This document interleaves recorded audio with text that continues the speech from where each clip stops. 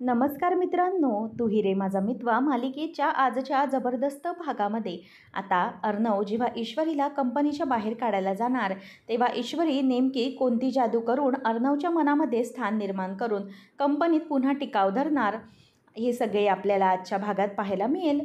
त्यामुळे आता व्हिडिओ शेवटपर्यंत नक्कीच बघा। तर इथे आता अंजलीताईंना ईश्वरी सांगत असते की ताई मला खरंच माफ करा, खूप माफ करा। तेव्हा मग ती म्हणते की चिंटू खूप रागावला आहे। त्यावेळेला मग ती म्हणते की जर मला सरांनी काढून टाकलं तर? त्यावेळेला तिच्या मनात विचार येतो की जर माझ्या आईबाबांचं लॉकेट मिळालं नाही तर मी काय करू? तेव्हा ती विचार करते की काय गं, काय झालं, बोलताना का थांबलीस, काय झालं आहे? त्यावेळेला मग आता ती म्हणते की ताई खरं तर मला ना खूप भीती वाटते, सरांनी मला कामावरून काढून टाकलं तर? कारण मी ना सरांच्या गाडीची काच मोडली होती आणि त्या गाडीच्या काचेचे 50,000 रुपये होते, ते सरांना मला परत करायचे आहेत आणि ही नोकरी करूनच मी थोडे थोडे पैसे करून त्यांचे ते सगळी रक्कम चुकवणार होते। परंतु आता आता जर मला या नोकरीवरूनच काढून टाकलं होतं तर मग मी काय करू? तेव्हा मग आता अंजली म्हणते की अच्छा, म्हणजे तू याच्यासाठीच ही नोकरी करतेस, म्हणजे चिंटूचे पैसे परत करण्यासाठी तू हे सगळं करतेस का? तेव्हा मग ती हो असं म्हणते। त्यावर अंजली म्हणते की मग काळजी करू नको, अगं चिंटू खूप चांगला आहे, त्याच्याशी आपण बोलूया, चल तू तुझे हे पैसे माफ करेल। तेव्हा मग ती म्हणते की नाही अंजलीताई, नाही, मला सरांचे हे पैसे पूर्ण करायचेच आहेत आणि त्यांना मी तसं वचन दिलं आहे की मी तुमचे 50,000 रुपये लवकरात लवकर फेडून टाकेन म्हणून, आणि म्हणूनच मी ही नोकरी करते आहे आणि काही झालं तरीही मला हे नोकरी हवी आहे आणि मी सरांचे पैसे परत करणार आहे, असं मी वचन दिलं होतं त्यांना आणि मला ते मोडायचं नाही। परंतु सर मग जर माझी नोकरीच काढून घेतील तर मी काय करू? आता ती हात जोडते आणि म्हणते की अंजलीताई प्लीज मला माफ करा ना, प्लीज माफ करा, माझी खूप मोठी चूक झाली, गलती झाली। तेव्हा मग ती म्हणते की अगं ईश्वरी असं काय करतेस तू माझी माफी मागून काहीच होणार नाही आहे। अगं मी नाही, मी कशाला तुला माफ करायला हवं आहे? खरं तर तुला आता माफ अर्णवने करायला हवं आहे। चिंटू आता खूप चिडलेला आहे, त्याची समजूत घालायला हवी आहे आणि त्याने माफ करायला हवं आहे तुला, तरच सगळं व्यवस्थित होईल। तेव्हा मग आता चिंटूची माफी माग असं म्हणून ती आता तिला बोलते। त्याच वेळेला अर्णव खूप चिडला आहे, तो आता काय करणार असा प्रश्न अंजली त्याचप्रमाणे ईश्वरीला पडलेला असतो। आता त्याला कसं म्हणवायचं हा मोठा प्रश्न तिच्यासमोर उभा असतो। त्यानंतर आपल्याला पाहायला मिळतं मामाचं डोकं खूपच जास्त दुखत असतं आणि त्यामुळे तो येतो आणि आई गं आई अशी हाक मारत असतो। त्यावेळेला आजी म्हणते की काय रे बाबा, काय झालं, तुझं डोकं कशाने दुखतंय? तेव्हा मग तो म्हणतो की काय काय करणार आणखी? अगं ही वल्लरी, अरे तुझ्या सुनेमुळे झालं हे सगळं। तेव्हा मग ती म्हणते की अच्छा, म्हणजे माझी सून, तुझी कोणीच नाही आहे का ती? तेव्हा तो म्हणतो की आई हे बघ, खरं तर तू तिला इथे घरात आणून ठेवलेस ना तुझी सून म्हणून, म्हणून मला हे सगळं बोलावं लागतं आहे। तेव्हा आता आजी म्हणते की अच्छा, म्हणजे मी तिला सून म्हणून आणून ठेवलं आहे असं तुला म्हणायचं आहे का? तू लग्न केलंच नाही आहे का तिच्याबरोबर? तेव्हा मग आता तो म्हणतो की खरंच मला ना आता वैताग आला आहे सगळ्याचा, म्हणजे कसं काय बोलावं, किती काय बोलावं, काहीच कळायलाच मार्ग नाही। ती ना नुसती त्या ईश्वरीला धारेवरच धरत असते। तेव्हा मग आता आजी म्हणते की हो तेच तर आहे ना तिचं, नुसती त्या आपल्या मुलीला पाण्यात बघत असते ती।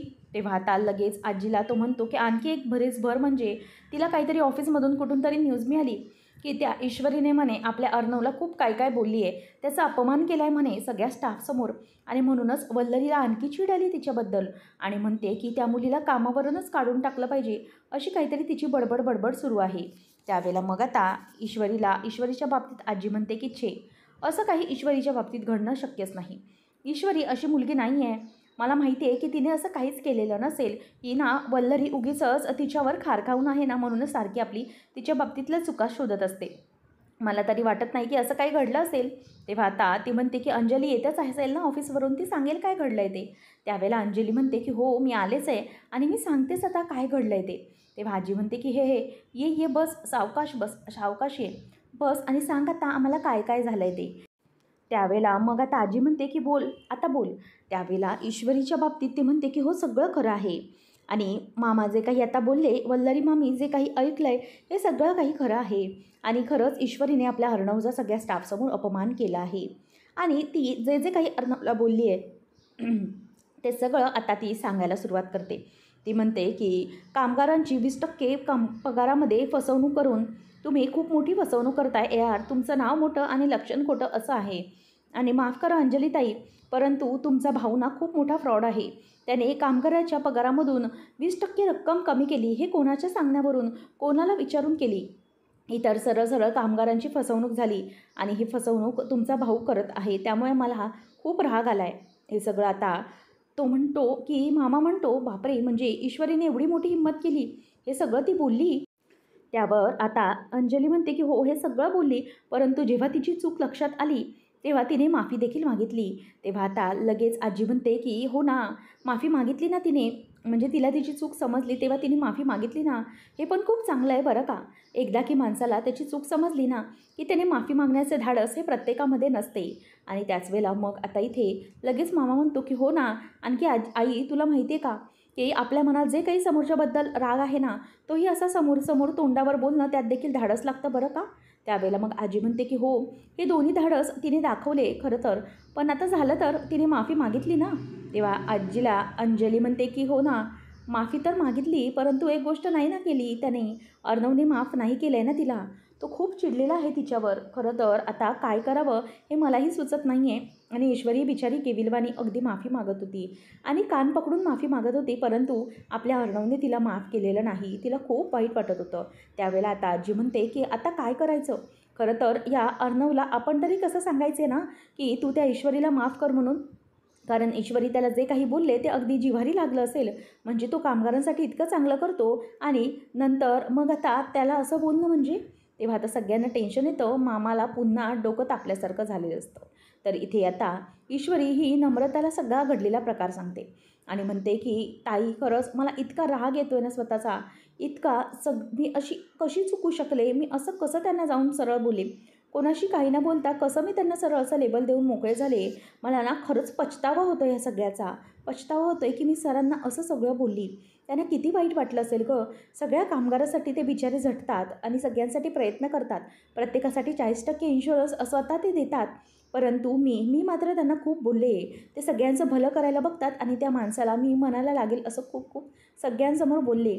मला ना खरंच खूप राग येतोय स्वतःचा. आता मी काय करू? त्या माणसाला कसं सॉरी म्हणू ना तेच कळत नाही आहे.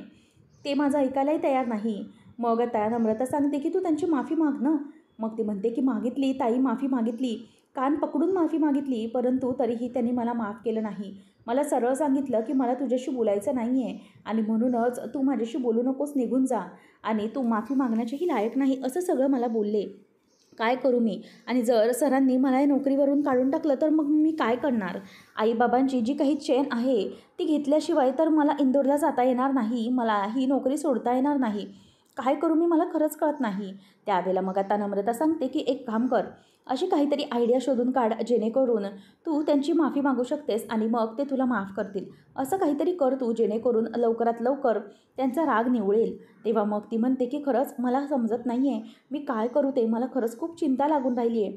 जर ही नोकरी माझ्या हातून गेली तर मात्र खूप मोठा प्रॉब्लेम होऊन बसेल. मी कसं करू, काय करू, खरंच मला माहिती नाही आहे, असं ती आता म्हणत असते. त्याच वेळेला तिला खूप टेन्शन आलेलं असतं आणि नम्रता तिला म्हणते की तू एक काम कर, तू आता असं काहीतरी कर जेणेकरून सरांनी तुला माफ केलं पाहिजे. मग ईश्वरी म्हणते की हो, असं मला करायलाच हवं, काही करून मला सरांची माफी मागायलाच हवी आणि मला ही नोकरी सोडून चालणार नाही, नाहीतर खूप मोठा प्रॉब्लेम होऊन बसेल. तुला माहिती आहे का ताई, मी त्यांना इतकं काही बोलली ना, त्यांनी डोक्यात राग घालून घेतला आहे. कदाचित ते मला नोकरीवरूनही काढून टाकण्याचा निर्णय घेतील. तेव्हा मी काय करणार आहे खरंच कळणार नाही आहे. मला नोकरीही नाही आहे, पण मग मी त्यांचे पैसे कसे चुकवणार? ते 50,000 रुपये मी कसे त्यांचे चुकवणार? असं म्हणून आता ईश्वरीला पुन्हा एकदा टेन्शन आलेलं असतं आणि ती म्हणते की अगं, त्या भल्या माणसाला मी खूप काही बोलले आणि अंजली ताई पण होत्या तिकडे. त्यांचंही एकही न ऐकून घेता मी मात्र बोलत सुटले. अशी कशी चुकले मी? अशी आता ईश्वरी स्वतःलाच मात्र बोलत असते आणि दोष देत असते. तर मी म्हणते, तर आता इथे नम्रता ही ईश्वरीला म्हणते की ईशू, प्लीज तू आधी शांत हो, तू आधी रडणं बंद कर बघू, याच्यावर काहीतरी पर्याय नक्कीच निघेल. तू तुझं ते अफसराला नक्कीच काहीतरी इम्प्रेस करशील. तू त्यांना असं काहीतरी कर जेणेकरून त्यांनी तुला कामावर ठेवलं पाहिजे आणि माफही केलं पाहिजे. त्यावेळेला ईश्वरी म्हणते की हो, आता माझ्याकडे तोच पर्याय आहे ताई, काही केलं तरीही मला लवकरात लवकर त्यांची आता माफी मागायला हवीच. नंतर आता इथे आत्या ही पेपर वाचत बसलेली असते आणि आत्याला बघून नम्रता विचार करते की काय करू मी? आत्याला मला आता खोटं सांगून बाहेर जावं लागणार आहे.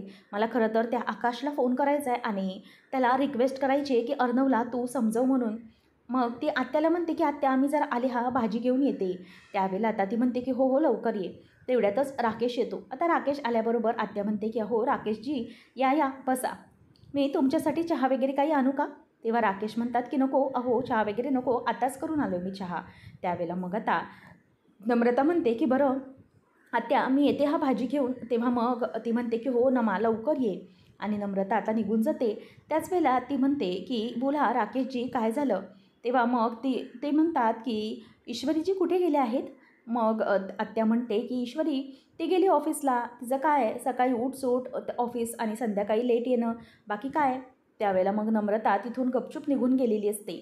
आणि आता राकेश मनातच विचार करतो की काय या ईश्वरीचं हे राजेशिर्के यांच्या ऑफिसमध्ये जाणं काही कमी होत नाही, म्हणजे तिचं हे ऑफिस कधी सुटतं ना खरंच काहीच माहिती नाही, असं म्हणून आता तो विचार करत असतो. त्यावेळेला जयू आत्या म्हणते की बरं मला सांगा काय झालं, कसला विचार करताय? तेव्हा तो म्हणतो की ॲक्च्युली ना खरं तर आपल्या ईश्वरीजींचं ना ते अर्णव राजेशिर्केचं ऑफिस लवकरात लवकर सुटलं पाहिजे. तो माणूस ना खरंच बेकार आहे हो, म्हणजे ना त्याच्याकडे काम करणं अगदी मला योग्य त्याचं वाटत नाही ईश्वरीजींचं, कारण तो फक्त स्वतःपुरताच विचार करणारा माणूस आहे, अगदी सेल्फ सेंटर्ड आहे असं तो आता सांगत असतो. त्यावेळेला आत्याला मात्र ते ऐकून ऐकून खूप भीतीच वाटत असते. नंतर मग आत्याला तो म्हणतो की बरं ते राहू दे, अहो तुमच्यासाठी एक महत्त्वाचं काम होतं म्हणून मी आलो होतो तुमच्याकडे. तेव्हा जयू आत्या म्हणते की बोला ना काय झालं आहे?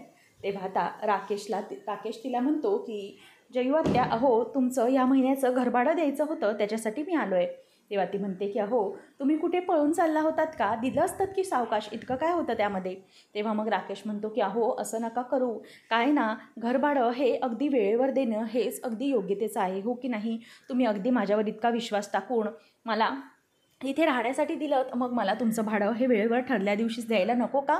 तेव्हा आता आत्या म्हणते की हो ते पण आहेच, परंतु तुम्ही काही कुठे जाणार नव्हतात पळून, तुमच्यावर विश्वास आहे हो माझा, बाकी काही नाही. तेव्हा तो म्हणतो की हो विश्वास आहे ही खूपच मोठी गोष्ट, परंतु काय ना की भाडं वेळेवर दिलं की मला मात्र शांत झोप लागेल ना. त्यामुळे आता ते भाडं देऊन निघून जातात. आणि मग आत्या विचार करते की किती भला माणूस आहे ना, महिन्याला किती काटकसर करून याने मला माझे भाडे आणून दिले, आणि ती त्याच्यावर इम्प्रेस होते. आणि त्यानंतर अर्णव आता ऑफिसमध्ये येतो. सकाळी ऑफिसमध्ये आल्याबरोबर त्याच्या खुर्चीवर सॉरीचा टेडी ठेवलेला असतो. अर्णव आता तो टेडी बघतो आणि त्याला खूप राग येतो आणि त्याची चिडचिड होते. त्याच वेळेला मग आता अर्णव म्हणतो की व्हॉट इज दिस रबिश, असं म्हणून तो आता टेडी घेऊन बाहेर चाललेला असतो. त्याच वेळेला टेडी घेऊन बाहेर जात असताना तो म्हणतो की हा टेडी इथे कोणी ठेवला. आणि तेवढ्यातच आता तो जातो ईश्वरीजवळ आणि ईश्वरीला म्हणतो की मिस इंदोर. त्यावेळेला ती धावत धावत आता त्याच्याकडे जाते. आणि नंतर ती आता घाबरली असते आणि विचार करते की काय झालं, सरांनी मला माफ करायला पाहिजे, तो टेडी मी सरांसाठी ठेवला आहे, परंतु सरांनी तो टेडी बघून त्यांचा राग जाईल का, ते माझ्याशी बोलतील का, असा विचार आता इथे तिला यायला लागतो. आणि मग तिची समोर एक मशीन ठेवलेली असते आणि त्याच्यावर लाल फडका टाकलेला असतो. आता ईश्वरी विचार करते की हे नेमकं काय असेल, म्हणजे ही कसली मशीन आहे आणि ही अशी इतके दिवस अशी झाकून का ठेवली, म्हणून ती त्याच्यावरचा फडका आता बाजूला काढते. आणि फडका बाजूला काढल्यानंतर तिला ती अगदी जुनी शिलाईची मशीन दिसते आणि ती पाहून त्याच्यावरून ती अगदी प्रेमाने आणि अलगदपणे हात फिरवत असते आणि तिला ते पाहून आनंद झालेला असतो. ती म्हणते की या मशीनवर हात फिरवून मला असं वाटतं आहे की मला ना कुठली तरी अशी पुराणी मायेची ऊब मिळाली आहे असंच वाटते. त्यावेळेला आता तिथे काम करणारे काका येतात आणि म्हणतात की ईश्वरीताई या मशीनला हात लावू नका, खरं तर ही अर्णव सरांची खूप जुनी मशीन आहे. तेव्हा मग ती म्हणते की पण अशी जुनी मशीन इथे अशी का ठेवली, तेही असं झाकून. तेव्हा मग ते आजोबा म्हणतात की काय आहे ना ईश्वरी ताई, ही मशीन सरांची अगदी कुठली तरी जुनी आठवण असल्यासारखी, सर त्याला कोणालाही हात लावून देत नाही आणि आम्ही हे हात लावतो ती फक्त त्याला पुसण्यासाठी म्हणूनच, बाकी नंतर त्याला कोणीही हात लावू शकत नाही. त्यांच्याशी काहीतरी जुनं कनेक्शन आहे आणि म्हणे ते आता इंदोरला गेले होते तर त्यांनी ही मशीन इंदोरवरून आणलेली आहे. तेव्हा मग इंदोरवरून आणली म्हणून ती पुन्हा आता त्या मशीनला हात लावायला जाते आणि म्हणते की मला ह्या मशीनला हात लावल्यानंतर असे का वाटतंय की ह्या मशीनची माझं काहीतरी पुराणं कनेक्शन आहे, असं म्हणून आता ती हात लावत असताना तिथे अर्णव ओरडतो आणि म्हणतो की 1 मिनिट, त्या मशीनला हात लावायचा नाही.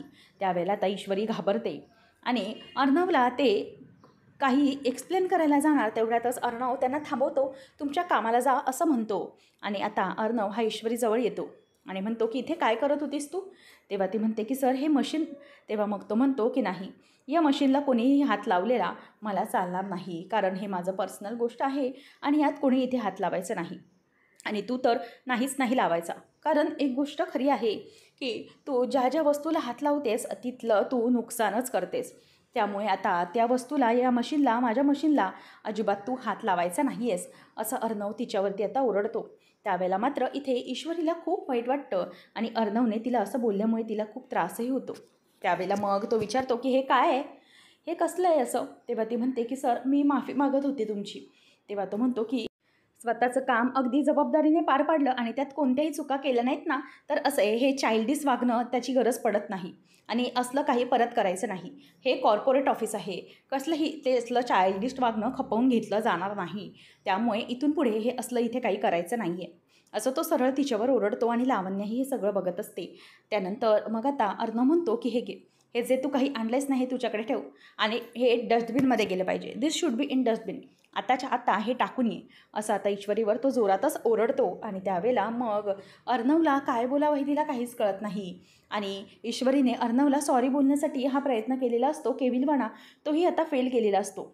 आता अर्णव म्हणतो की गो, कारण या ऑफिसमध्ये जोपर्यंत तू आहेस तोपर्यंत कुठल्याही माझ्या वस्तूंना हात लावायचा नाही, कारण तू फक्त नुकसान करतेस. आणि जोपर्यंत तुझे या दिवस आहेत ऑफिसमधले, तोपर्यंत इथे काहीही गडबड करायची नाही, असं सरळ आता तो तिला बोलून दाखवतो. त्यामुळे ईश्वरी घाबरते आणि अर्णव तिच्याकडे आता चिडूनच बघत राहिलेला असतो. लावण्याला मात्र या सगळ्याची खूप मजा येत असते आणि ईश्वरीला खूप वाईट वाटत असतं. अर्णव कुठल्याही लेवलला जाऊन तिची अगदी तो माफ करायला तिला तयार नसतो आणि तिला खूप बोलतो आणि तिथूनही निघून जातो. आणि नंतर तो त्या मशीनवरनं हात फिरवत असतो. त्यावेळेला आता ईश्वरीला तो म्हणतो की just stay away from this machine, stay away, असं जोरात ओरडतो. त्याच वेळेला ईश्वरी पटकन मागे जाते आणि तिची पावलं आपाप मागे जातात. आता अर्णवला त्या मशीनला हात लावून जुन्या आठवणी ताज्या होतात आणि त्या मशीनला हात लावल्यावर त्याला त्याची आई आठवते, जी म्हणत असते की अरे अर्णव, कशी मस्ती करतोस तू, अरे ताईला मारू नकोस, त्रास देऊ नकोस, असं म्हणून आई ओरडत असते. त्याच वेळेला आता एकाच दिवशी त्याच ठिकाणी आईने शिलाई मशीनच्याच बाजूला फाशी घेतलेली असते. हे सगळं आता त्याला आठवतं आणि त्यानंतर तो त्या मशीनजवळ गेल्यानंतर ती मशीन त्याला आठवते, जी की त्याच्या आईची असते. आणि ती जुनी आठवण आता त्याला ताजी झालेली असते आणि म्हणूनच ती मशीन तो घेऊन आलेला असतो, जेणेकरून ती त्याच्या आईची आठवण ही त्याला जपायची असते. आणि म्हणूनच त्याला इतका मनातून अगदी त्रास होत असतो आणि म्हणून तो हे सगळं करत असतो.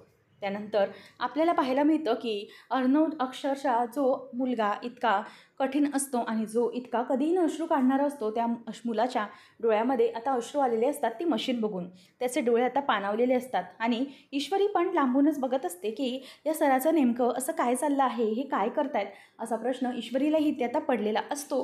परंतु आता इथे ईश्वरी ही लांबूनच सगळं बघते. अर्णव त्या मशीनवरून अगदी प्रेमाने हात फिरवतो आणि नंतर जो लाल फडका असतो तो पुन्हा त्या मशीनवर आता तो टाकून ठेवतो. आणि लावण्य देखील बघते, परंतु तिला काहीच समजत नसतं की AR हा काय करतोय या मशीनवर. आणि ती मशीन पुन्हा तो झाकून ठेवतो आणि ईश्वरीला देखील हे सगळं पाहून खूप वाईट वाटत असतं. नंतर आता अर्णव हा तिला काही न बोलता तिथून निघून जातो, कारण तो खूपच डिस्टर्ब झालेला असतो.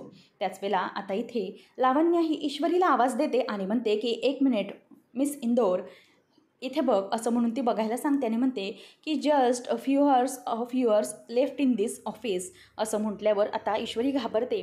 ईश्वरीला ती म्हणते की ओ सॉरी, मी इंग्लिशमध्ये बोलले ना, अगं तुझे थोडेच तास उरले आहेत या ऑफिसमध्ये आणि आता लवकरात लवकर तुझं टर्मिनेशन लेटर तुझ्या हातात असेल. हे बघ, आता यावर फक्त ARची सही बाकी आहे.